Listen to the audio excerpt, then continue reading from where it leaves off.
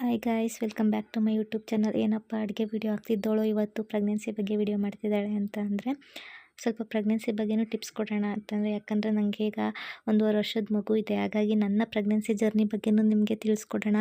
ಹಾಗೆಯೇ ನನ್ನ ಕೈಲಾದಷ್ಟು ಪ್ರೆಗ್ನೆನ್ಸಿಲಿ ಎಷ್ಟು ಕೇರ್ ಆಗಿರಬೇಕು, ಯಾವ ರೀತಿ ನಮ್ಮನ್ನು ನಾವು ಕೇರ್ ತಗೋಬೇಕು ಅನ್ನೋದನ್ನ ಈ ವಿಡಿಯೋದಲ್ಲಿ ಹೇಳ್ಕೊಡ್ತಾ ಇದ್ದೀನಿ. ವಿಡಿಯೋನ ಕೊನೆವರೆಗೂ ನೋಡಿ.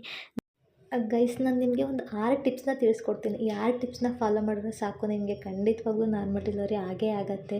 ನಾನು ಏನು ಹೇಳಿದ್ದೆ ಅಂದ್ಬಿಟ್ಟು ನೀವೇ ನಿಮಗೆ ನಾರ್ಮಲ್ ಡೆಲಿವರಿ ಆದಮೇಲೆ ಕಮೆಂಟ್ ಮಾಡಿ ತಿಳಿಸ್ತೀರಾ. ಮೊದಲನೇದಾಗಿ ನೀರು ಫ್ರೆಂಡ್ಸ್. ನೀರು ನಮಗೆ ತುಂಬಾ ಇಂಪಾರ್ಟೆಂಟು. ನಿಮಗೆ ಗೊತ್ತು, ನಮ್ಮ ನಾರ್ಮಲ್ ಲೈಫ್ ಆಗಲಿ, ಪ್ರೆಗ್ನೆಂಟ್ ಲೈಫ್ ಆಗಲಿ, ನೀರು ನಮ್ಮ ಬಾಡಿಗೆ ಎಷ್ಟು ಇಂಪಾರ್ಟೆಂಟ್ ಅನ್ನೋದು ನಿಮಗೆ ಗೊತ್ತು. ಡಾಕ್ಟರು ಸಹ ಚೆಕಪ್ಗೆ ಹೋದಾಗ ನಮಗೆ ಸಜೆಸ್ಟ್ ಮಾಡೋದು ಕಳಿಸೋದು ಅದನ್ನೇ, ನೀರು ಚೆನ್ನಾಗಿ ಕುಡೀರಿ ಅಂದ್ಬಿಟ್ಟು. ಏನಿಲ್ಲ ಅಂದ್ರೂ ನಮ್ಮ ಬಾಡಿಲಿ 5ರಿಂದ 6 ಲೀಟರ್ ವಾಟರು ಪ್ರೆಗ್ನೆಂಟ್ ವುಮನ್ ಬಾಡಿಲಿ ಇರಲೇಬೇಕು. ಯಾಕಂದರೆ ನಮಗಿದು ಅಮ್ಯುನಿಟಿಕ್ ಫ್ಲೂಯಿಡ್ ನಾರ್ಮಲ್ ಆಗಿರೋದಕ್ಕೂ ಹೆಲ್ಪ್ ಮಾಡುತ್ತೆ, ಹಾಗೆಯೇ ಬೇಬಿನೂ ಹೆಲ್ದಿಯಾಗಿರೋದಕ್ಕೂ ಹೆಲ್ಪ್ ಮಾಡುತ್ತೆ, ನಾವು ಹೆಲ್ದಿಯಾಗಿರೋದಕ್ಕೂ ಹೆಲ್ಪ್ ಮಾಡುತ್ತೆ. ಸೊ ಆದರೆ 2ನೇ ಟಿಪ್ಸ್ ಏನಪ್ಪ ಅಂತ ಅಂದರೆ ವಾಕ್ ಮಾಡಬೇಕು. ನಮಗೆ 5 ಮಂತ್ವರೆಗೂ ಡಾಕ್ಟರ್ಸು ಸಹ ಸಜೆಸ್ಟ್ ಮಾಡಲ್ಲ ವಾಕ್ ಮಾಡೋದಕ್ಕೆ. ಯಾಕಂತಂದರೆ ಇನ್ನೂ ಮಗು ಗ್ರೋತ್ ಆಗ್ತಾ ಇರುತ್ತೆ.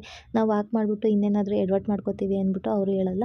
ನಾವೊಂದು 4.5 ತಿಂಗಳಿಂದ 5 ತಿಂಗಳಿಂದ ಸ್ಟಾರ್ಟ್ ಮಾಡ್ಕೋಬೋದು. ಯಾಕೆಂದರೆ ನಮ್ಗೆ ಆಗ ಅನಮಲಿ ಸ್ಕ್ಯಾನ್ ಆಗಿರುತ್ತೆ, ಮಗು ಹೇಗಿದೆ ಅನ್ನೋದು ಗೊತ್ತಾಗುತ್ತೆ. ಆರೋಗ್ಯವಾಗಿದ್ದರೆ ನಾವು ಆಗಿಂದ ವಾಕ್ ಮಾಡೋಕ್ಕೆ ಸ್ಟಾರ್ಟ್ ಮಾಡ್ಬೋದು. ಬೆಳಗ್ಗೆ ಒಂದು 20 ಮಿನಿಟ್ಸ್ ವಾಕ್ ಮಾಡಿ, ನೈಟ್ ಒಂದು 20 ಮಿನಿಟ್ಸ್ ವಾಕ್ ಮಾಡಿ, ಇಷ್ಟೇ ಸಾಕು ಫ್ರೆಂಡ್ಸ್. ಆಮೇಲೆ 9 ಮಂತಲ್ಲಿ ನಿಮಗೆ ಇನ್ನೂ ಎನರ್ಜಿ ಜಾಸ್ತಿ ಇತ್ತು ಅಂತಂದರೆ ಆಗಬೇಕಿರೋ ಜಾಸ್ತಿ ವಾಕ್ ಮಾಡ್ಕೋಬೋದು. ಈಗ 4ರಿಂದ 5 ಮಂತ್ವರೆಗೂ 5 ಮಂತಿಂದ ಏನು ಸ್ಟಾರ್ಟ್ ಮಾಡ್ತೀರಾ, ಸ್ಟಾರ್ಟಿಂಗಲ್ಲಿ ಒಂದು 20 ಮಿನಿಟ್ಸ್ ವಾಕ್ ಮಾಡಿ ಸಾಕು. ವಾಕ್ ಮಾಡೋದ್ರಿಂದನೂ ಸಹ ನಮಗೆ ನಾರ್ಮಲ್ ಡೆಲಿವರಿಗೆ ತುಂಬಾ ಹೆಲ್ಪ್ ಆಗುತ್ತೆ. ಇದು ಒಂದು ಮೇನ್ ಟಿಪ್ಸ್ ಅಂತಲೇ ಅಂದ್ಕೋಬೋದು. ನೆಕ್ಸ್ಟು ನಮಗೆ ಕ್ಯಾಲ್ಶಿಯಂ ವಿಟಮಿನ್ ಮಾತ್ರೆ ಸಹ ಕೊಟ್ಟಿರ್ತಾರೆ ಡಾಕ್ಟ್ರುಗಳು. ಇದನ್ನು ಸಹ ನಾವು ಕಂಟಿನ್ಯೂಸ್ ಆಗಿ ತಗೊಳ್ಳೇಬೇಕು.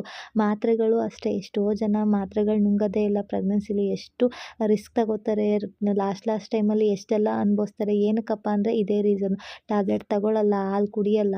ಇದರಿಂದನೇ ಅವರು ಪ್ರೆಗ್ನೆನ್ಸಿಲಿ ತುಂಬಾ ಅನುಭವಿಸ್ತಾರೆ ಕೆಲವರು. ಹಾಗಾಗಿ ಇದನ್ಯಾವುದನ್ನು ನಾವು ಮಿಸ್ ಮಾಡಬಾರ್ದು. ಹಾಲು ಕುಡಿಬೇಕು ಚೆನ್ನಾಗಿ, ಕ್ಯಾಲ್ಶಿಯಂ ವಿಟಮಿನ್ಸ್ ಟ್ಯಾಬ್ಲೆಟ್ಸ್ ಎಲ್ಲ ತಗೋಬೇಕು. ನಮಗೆ ರಕ್ತ ಎಷ್ಟು ಇಂಪಾರ್ಟೆಂಟು ಅಂದರೆ ನಾರ್ಮಲ್ ಡೆಲಿವರಿಲಿ ಎಷ್ಟೋ ಜನಕ್ಕೆ ರಕ್ತ ಕಡಿಮೆ ಇದೆ ಅಂದ್ಬಿಟ್ಟು ನಾರ್ಮಲ್ ಡೆಲಿವರಿ ಮಾಡೋದೇ ಇಲ್ಲ, ಆಪ್ರೇಷನ್ ಮಾಡಿಬಿಡ್ತಾರೆ. ಅದಕ್ಕೆ ನಮಗೆ ಏನಿಲ್ಲ ಅಂತ ಅಂದ್ರೂ 12 DL ಬ್ಲಡ್ ಇರಬೇಕು ಬಾಡೀಲಿ ನಾರ್ಮಲ್ ಡೆಲಿವರಿ ಆಗಬೇಕು ಅಂದರೆ. ಇದಕ್ಕೋಸ್ಕರನಾದರೂ ನಾವು ಐರನ್ ಮಾತ್ರೆ ತಗೋಬೇಕು. ಐರನ್ ಮಾತ್ರೆ ನಮ್ಗೆ ತಗೊಳಕ್ಕೆ ಇಷ್ಟ ಇಲ್ಲಪ್ಪ ಅಂತ ಅಂದರೆ ಫ್ರೂಟ್ಸ್ ಆದರೂ ಚೆನ್ನಾಗಿ ತಿನ್ನಬೇಕು. ನೆಕ್ಸ್ಟು ಕ್ಯಾಲ್ಶಿಯಂ ಮಾತ್ರೆ ಅಂತೂ ತಗೊಳ್ಳೇಬೇಕು ಫ್ರೆಂಡ್ಸ್. ನೀವು ನಾನು ಹಾಲು ಕುಡಿತೀನಿ, ಮೊಟ್ಟೆ ತಿಂತೀನಿ, ಇದರಿಂದ ನಂಗೆ ಕ್ಯಾಲ್ಶಿಯಂ ಬರುತ್ತೆ, ನಾನು ಟ್ಯಾಬ್ಲೆಟ್ಸ್ ತಗೊಳ್ಳಲ್ಲ ಅಂದ್ಬಿಟ್ಟು ಯಾರೂ ನೆಗ್ಲೆಕ್ಟ್ ಮಾಡಬೇಡಿ.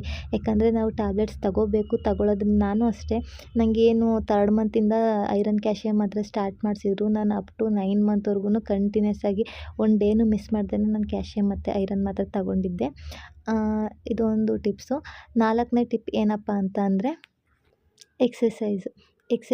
ನಾವು 3 ಎಕ್ಸಸೈಸ್ ಮಾತ್ರ ಮಾಡಬೇಕು ಫ್ರೆಂಡ್ಸ್. ಅದು 8 ಮಂತ್ 9 ಮಂತ್ಗೆ ಮಾಡಬೇಕು. ಬೇಗ 4 ಮಂತ್ 5 ಮಂತ್ 6 ಮಂತ್ಗೆಲ್ಲ ಮಾಡಬಾರ್ದು. ಒಬ್ಬೊಬ್ಬರು 7 ಮಂತಿಂದನೂ ಸ್ಟಾರ್ಟ್ ಮಾಡ್ಕೋಬೋದು ಎನರ್ಜಿ ಚೆನ್ನಾಗಿರೋರು. ಯಾವುದಪ್ಪ ಎಕ್ಸಸೈಸ್ ಅಂತ ಅಂದರೆ ಬಟರ್ಫ್ಲೈ ಪೊಸಿಷನ್ನು, ಹಾಗೆಯೇ ಡಕ್ ವಾಕ್, ಇನ್ನೊಂದು ಸ್ಕ್ವಾಟ್.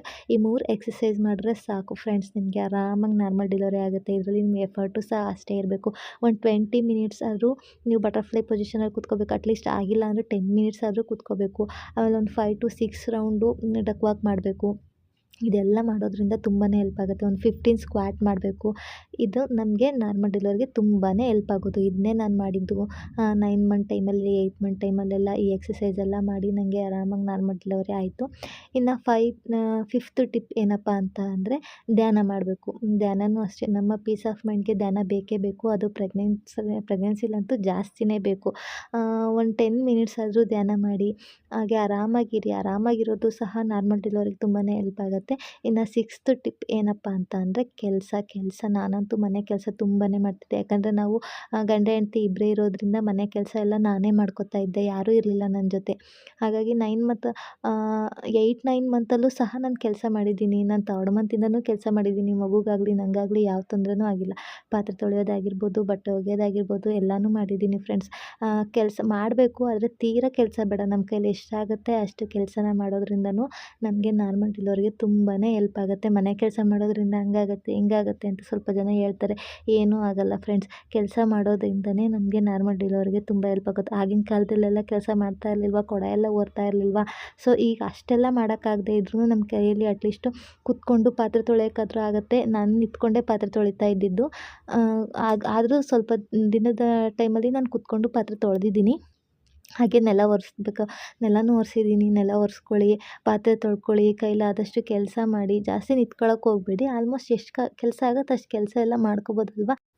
ಇನ್ನು ಲಾಸ್ಟ್ ಆ್ಯಂಡ್ ಇಂಪಾರ್ಟೆಂಟ್ ಟಿಪ್ಸ್ ಯಾವುದಪ್ಪ ಅಂತ ಅಂದರೆ ಬ್ರೀತಿಂಗ್ ಎಕ್ಸಸೈಸು ಗೈಸ್. ಇದು ತುಂಬಾ ಇಂಪಾರ್ಟೆಂಟು. ನಮಗೆ ಫಸ್ಟ್ ಮಂತಿಂದನೇ ಸ್ಟಾರ್ಟ್ ಮಾಡ್ಕೊಳ್ಳಿ ಬ್ರೀತಿಂಗ್ ಎಕ್ಸಸೈಸ್ನ. ನಾರ್ಮಲ್ ಡೆಲಿವರಿ ಟೈಮಲ್ಲಿ ಲೇಬರ್ ರೂಮಲ್ಲಿ ತುಂಬಾ ಹೆಲ್ಪ್ ಆಗುತ್ತೆ ಈ ಬ್ರೀತಿಂಗ್ ಎಕ್ಸಸೈಸು ನಮಗೆ ತುಂಬ ಸ್ಟ್ರೆಸ್ ಇರುತ್ತೆ ಪ್ರೆಗ್ನೆನ್ಸಿಲಿ, ಹಾಗೆ ಭಯ ಇರುತ್ತೆ ಏನಾಗುತ್ತಪ್ಪ ಏನೋ ಅನ್ನೋದು. ಅದಕ್ಕೋಸ್ಕರ ನಾವು ಫಸ್ಟ್ ಮಂತಿಂದನೂ ಬ್ರೀತಿಂಗ್ ಎಕ್ಸಸೈಸ್ನ ಪ್ರಾಕ್ಟೀಸ್ ಮಾಡ್ಕೊತಾ ಬಂದರೆ ಡೆಲಿವರಿ ಟೈಮಲ್ಲಿ ತುಂಬ ಹೆಲ್ಪ್ ಆಗುತ್ತೆ. ಜಸ್ಟ್ ಬ್ರೀತ್ ಇನ್ ಬ್ರೀತ್ ಔಟ್ ಮಾಡಿ, ಬ್ರೀತ್ನ ಹೋಲ್ಡ್ ಮಾಡೋದು, ಪ್ರಾಣಾಯಾಮ, ಇಷ್ಟು ಬ್ರೀತಿಂಗ್ ಎಕ್ಸಸೈಸ್ ಮಾಡಿದ್ರೆ ಸಾಕು. ಇದು ಗೂಗಲಲ್ಲಾಗಲಿ ಯೂಟ್ಯೂಬಲ್ಲಾಗಲಿ ತುಂಬ ವೀಡಿಯೋಸ್ ಹಾಕಿರ್ತಾರೆ.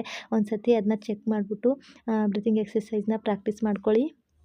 ನನ್ನೆಲ್ಲ ಟಿಪ್ಸ್ ಇಷ್ಟ ಆಗಿದ್ದರೆ ನಿಮಗೆ ವಿಡಿಯೋಗೆ ಒಂದು ಲೈಕ್ ಕೊಡಿ. ಇನ್ನೂ ಏನಾದರೂ ಪ್ರೆಗ್ನೆನ್ಸಿ ಬಗ್ಗೆ ಟಿಪ್ಸ್ ಬೇಕು ಅಂತಂದರೆ ನಾನು ನಿಮಗೆ ಎಲ್ಲ ಥರ ಟಿಪ್ಸ್ ಕೊಡ್ತೀನಿ ಫ್ರೆಂಡ್ಸ್.